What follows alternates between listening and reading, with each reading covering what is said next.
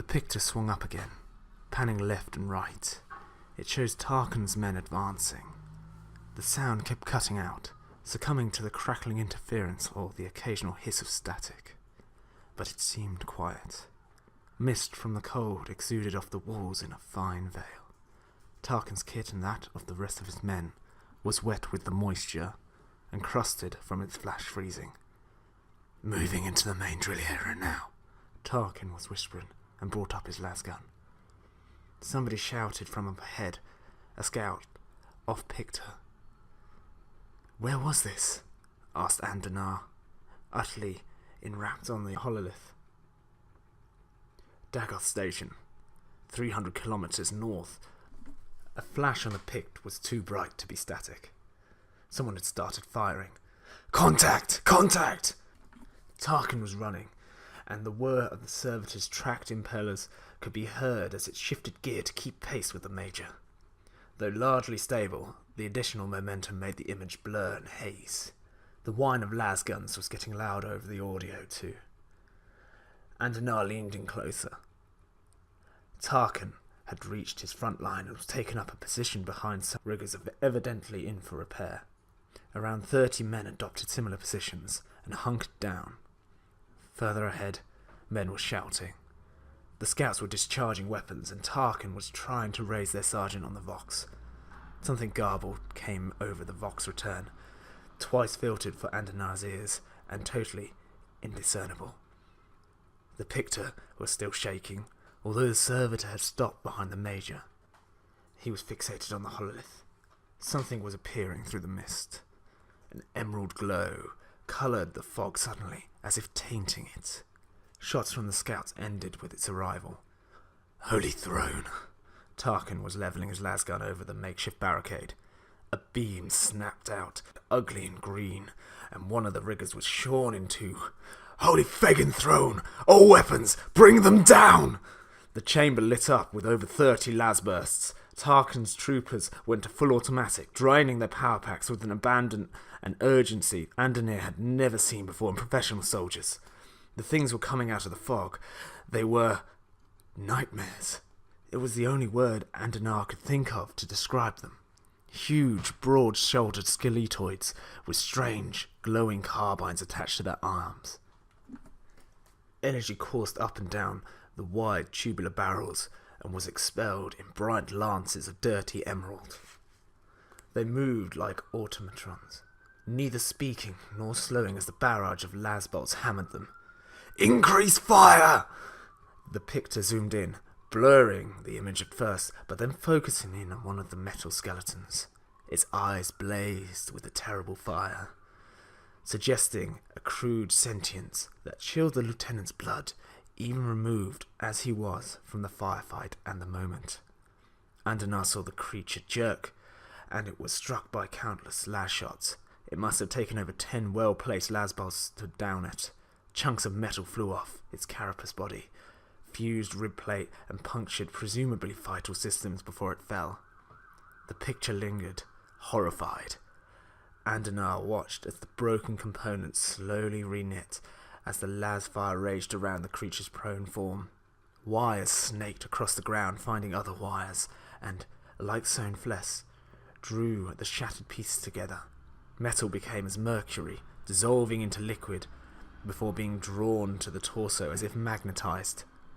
Impossibly, the skeleton rose intact and fired its beam weaponry again. "All back! Fall back!" Tarkin stood up to order the retreat. The Voxman next to him was spun by a glancing hit from one of the beams. Half of his face and right shoulder were missing, simply stripped down to glistening bone.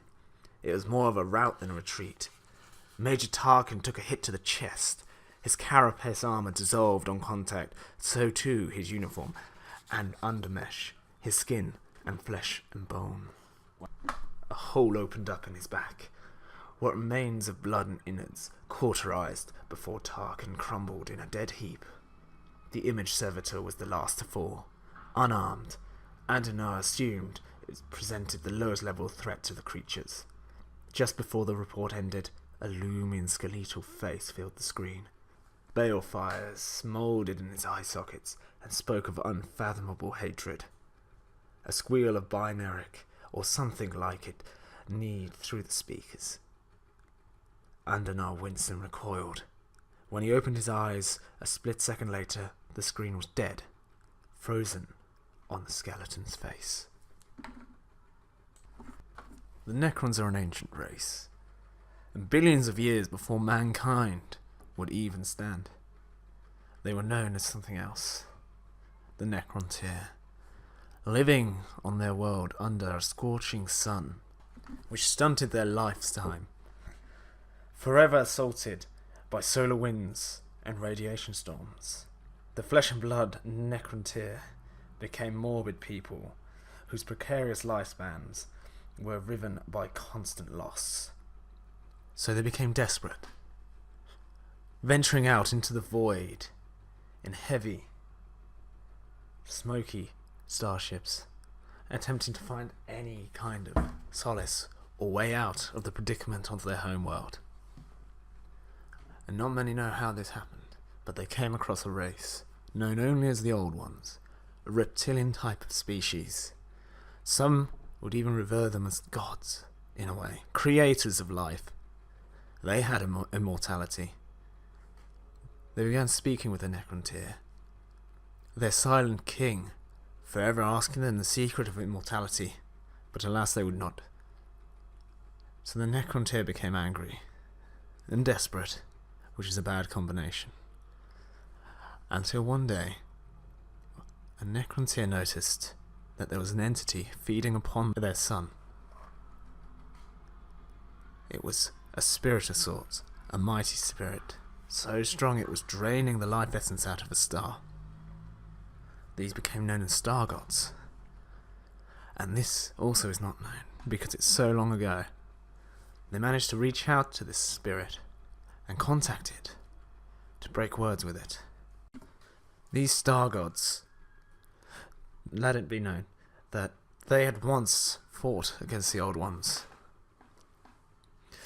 So they made a deal with the Silent King, the leader of the Necrontyr, that they would give them the secret of immortality, give them everlasting life. Of course, the Silent King agreed. But little did he know that this certain Catan had a name. His name was the Deceiver. And he could not even imagine what the Deceiver had in plan for the Necrontyr. So he gave them all bodies of living metal, so they could have everlasting life, but at a cost. You see, the Necrontyr had now become Necrons.